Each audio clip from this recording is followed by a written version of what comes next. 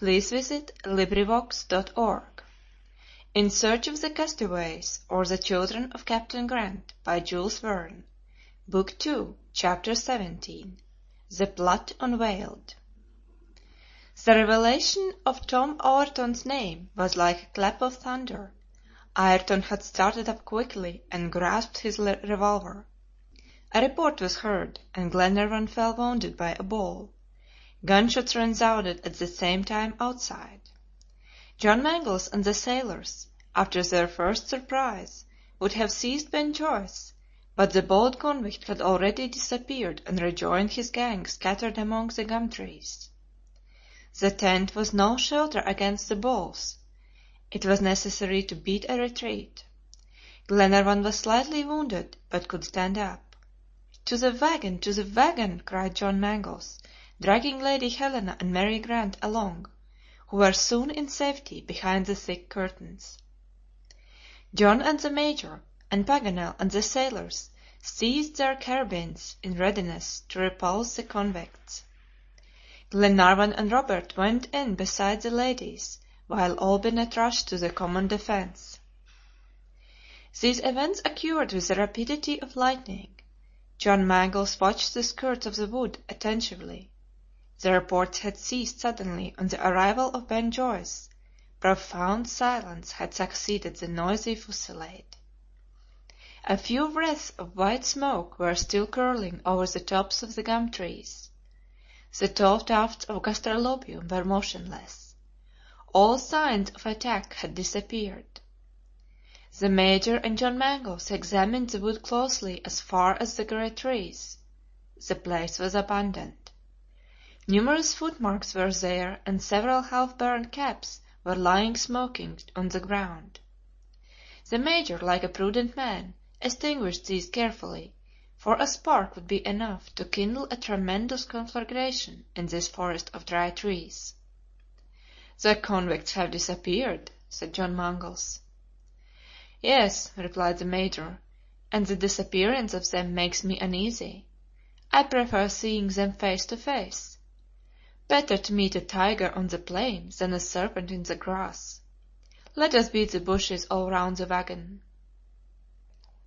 The Major and John hunted all round the country, but there was not a convict to be seen from the edge of the wood right down to the river.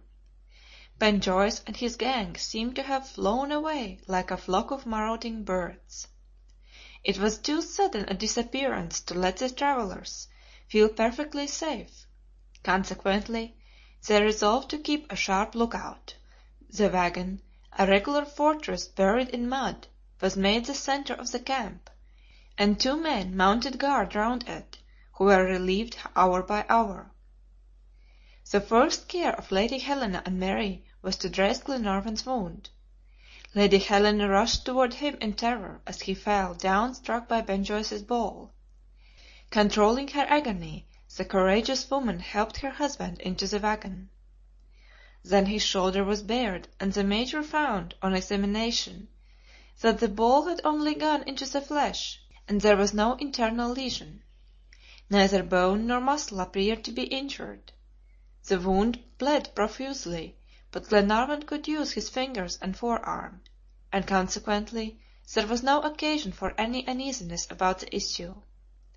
As soon as his shoulder was dressed, he would not allow any more fuss to be made about himself, but at once entered on the business in hand. All the party except Mulrady and Wilson, who were on guard, were brought into the wagon, and the Major was asked to explain how this denouncement had come about. Before commencing his recital, he told Lady Helena about the escape of the convicts at Perth, and their appearance in Victoria, and as also their complicity in the railway catastrophe. He handed her the Australian and New Zealand Gazette they had bought in Seymour, and added that a reward had been offered by the police for the apprehension of Ben Joyce, a redoubtable bandit, who had become a noted character during the last 18 months for doing deeds of villainy and crime. But how had McNabbs found out that Ayrton and Ben Joyce were one and the same individual? This was the mystery to be unravelled, and the Major soon explained it. Ever since their first meeting, McNabbs had felt an instinctive distrust of the quartermaster. Two or three insignificant facts, a hasty glance exchanged between him and the blacksmith at the Wimmera River, his unwillingness to cross towns and villages, his persistence about getting the DUNCAN summoned to the coast, the strange death of the animals entrusted to his care, and lastly, a want of frankness in all his behavior, all these details combined had awakened the Major's suspicions. However, he could not have brought any direct accusation against him till the events of the preceding evening had occurred. He then told of his experience. McNabbs, slipping between the tall shrubs, got within reach of the suspicious shadows he had noticed about half a mile away from the encampment. The phosphorescent firs emitted a faint light, by which he could discern three men examining marks on the ground, and one of the three was the blacksmith of Black Point. "It is them," said one of the men. "Yes," replied another, "there is the trefoil on the mark of the horseshoe. It has been like that since the Wimmera. All the horses are dead. The poison is not far off. There is enough to kill a regiment of cavalry. A useful plant, this gastrolobium." I heard them say this to each other, and then they were quite silent. But I did not know enough yet, so I followed them. Soon the conversation began again. "He is a clever fellow, this Ben Joyce," said the blacksmith. "A capital quartermaster, with his invention of shipwreck. If his project succeeds, it will be a stroke of fortune. He is a very devil, is this Ayrton.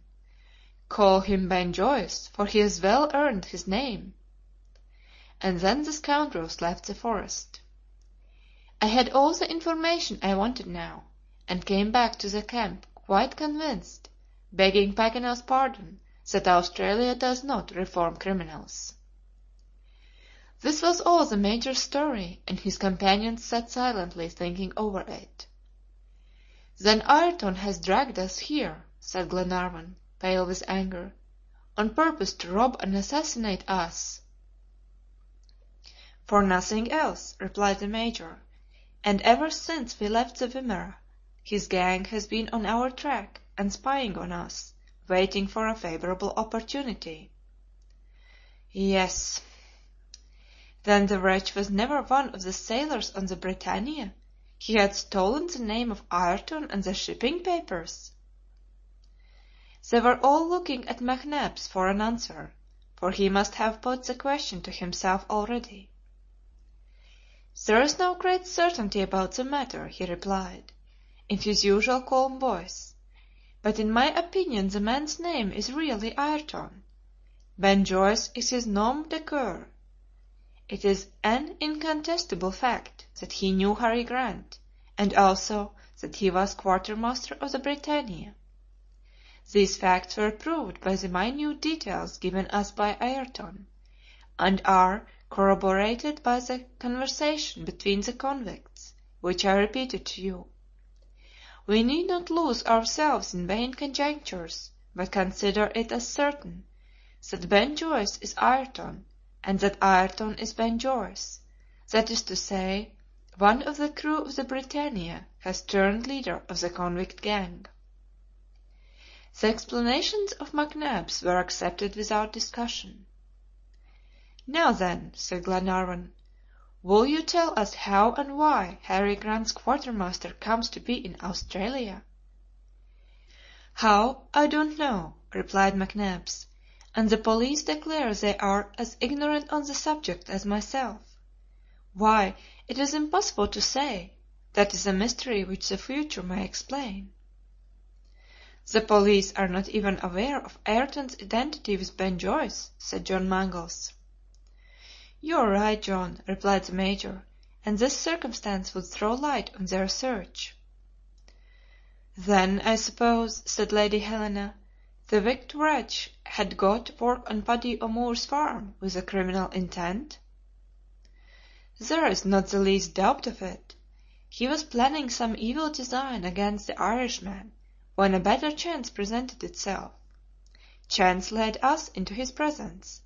He heard Paganel's story and all about the shipwreck, and the audacious fellow determined to act his part immediately. The expedition was decided on. At the Wimmera he found means of communicating with one of his gang, the blacksmith of Black Point, and left traces of our journey which might be easily recognized. The gang followed us. A poisonous plant enabled them gradually to kill our bullocks and horses. At the right moment he sunk us in the marshes of the Snowy, and gave us into the hands of his gang. Such was the history of Ben Joyce. The Major had shown him up in his character, a bold and formidable criminal. His manifestly evil designs called for the utmost vigilance on the part of Glenarvan. Happily, the unmasked bandit was less to be feared than the traitor. But one serious consequence must come out of this revelation. No one had thought of it yet except Mary Grant. John Mangles was the first to notice her pale, despairing face. He understood what was passing in her mind at a glance. Miss Mary," he cried, "you are crying." "Crying, my child," said Lady Helena. "My father, madame, my father," replied the poor girl. She could say no more, but the truth flashed on every mind. They all knew the cause of her grief, and why tears fell from her eyes, and her father's name came to her lips. The discovery of Ayrton's treachery had destroyed all hope. The convict had invented a shipwreck to entrap Glenarvan. In the conversation overheard by McNabbs, the convicts had plainly said that the BRITANNIA had never been wrecked on the rocks in Twofold Bay. Harry Grant had never set foot on the Australian continent. A second time they had been sent on the wrong track by an erroneous interpretation of the document. Gloomy silence fell on the whole party at the sight of the children's sorrow, and no one could find a cheering word to say. Robert was crying in his sister's arms. Paganel muttered in a tone of vexation, "That unlucky document! It may boast of having half crazed a dozen people's wits." The worthy geographer was in such a rage with himself that he struck his forehead as if he would smash it in. Glenarvan went out to Mulrady and Wilson, who were keeping watch. Profound silence reigned over the plain between the wood and the river. Ben Joyce and his band must be at considerable distance, for the atmosphere was in such a state of complete torpor that the slightest sound would have been heard. It was evident from the flocks of birds on the lower branches of the trees, and the kangaroos feeding quietly on the young shoots, and a couple of emus whose confiding heads passed between the great clumps of bushes, that those peaceful solitudes were untroubled by the presence of human beings. "You have neither seen nor heard anything for the last hour?" said Glenarvan to the two sailors. "Nothing whatever, your honor," replied Wilson. "The convicts must be miles away from here." "They were not in numbers enough to attack us, I suppose," added Mulrady. "Ben Joyce will have gone to recruit his party, with some bandits like himself, among the bush rangers, who may be lurking about the foot of the Alps." "That is probably the case, Mulrady," replied Glenarvan. "The rascals are cowards. They know we are armed, and well armed too. Perhaps they are waiting for nightfall to commence the attack. We must redouble our watchfulness. Oh, if we could only get out of this bog, and down the coast! But this swollen river bars our passage. I would pay its weight in gold for a raft which would carry us over to the other side." "Why does not your honor give orders for a raft to be constructed? We have plenty of wood." "No, Wilson," replied Glenarvan. "The Snowy is not a river, it is an impassable torrent. John Mangles, the Major, and Paganel just then came out of the wagon, on purpose to examine the state of the river. They found it still so swollen by the heavy rain that the water was a foot above the level. It formed an impetuous current like the American rapids. To venture over that foaming current and that rushing flood, broken into 1,000 eddies and hollows and gulfs, was impossible. John Mangles declared the passage impracticable. "But we must not stay here," he added, "without attempting anything. What we were going to do before Ayrton's treachery is still more necessary now." "What do you mean, John?" asked Glenarvan. "I mean that our need is urgent, and that since we cannot go to Twofold Bay, we must go to Melbourne. We have still one horse. Give it to me, my Lord, and I will go to Melbourne." "But that will be a dangerous venture, John," said Glenarvan, "not to speak of the perils of a journey of 200 miles over an unknown country. The road and the byways will be guarded by the accomplices of Ben Joyce." "I know it, my Lord, but I know also that things can't stay long as they are. Ayrton only asked a week's absence to fetch the crew of the DUNCAN, and I will be back to the Snowy River in 6 days. Well, my Lord, what are your commands?" "Before Glenarvan decides," said Paganel, "I must make an observation. That some one must go to Melbourne is evident, but that John Mangles should be the one to expose himself to the risk cannot be. He is the captain of the DUNCAN, and must be careful of his life. I will go instead." "That is all very well, Paganel," said the Major, "but why should you be the one to go?" "Are we not here?" said Mulrady and Wilson. "And do you think," replied McNabbs, "that a journey of 200 miles on horseback frightens me?"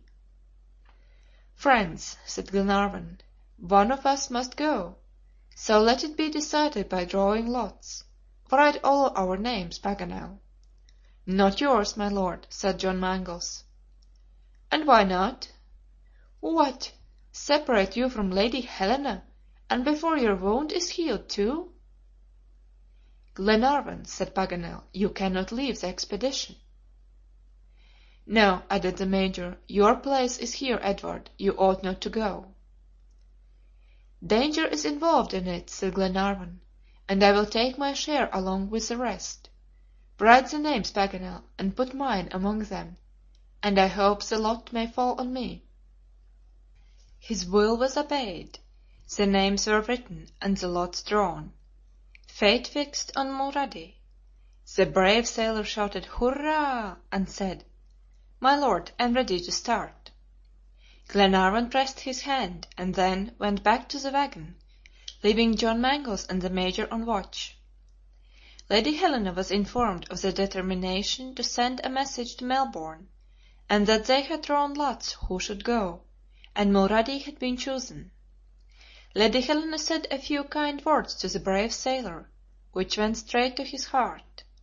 Fate could hardly have chosen a better man, for he was not only brave and intelligent, but robust and superior to all fatigue. Mulrady's departure was fixed for 8 o'clock, immediately after the short twilight. Wilson undertook to get the horse ready. He had a project in his head of changing the horse's left shoe for one of the horses that had died in the night.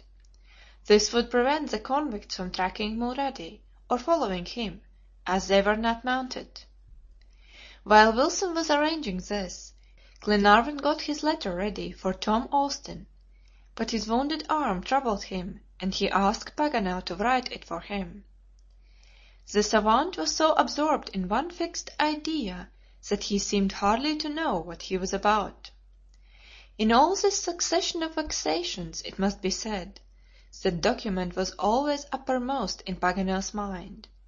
He was always worrying himself about each word, trying to discover some new meaning, and losing the wrong interpretation of it, and going over and over himself in perplexities.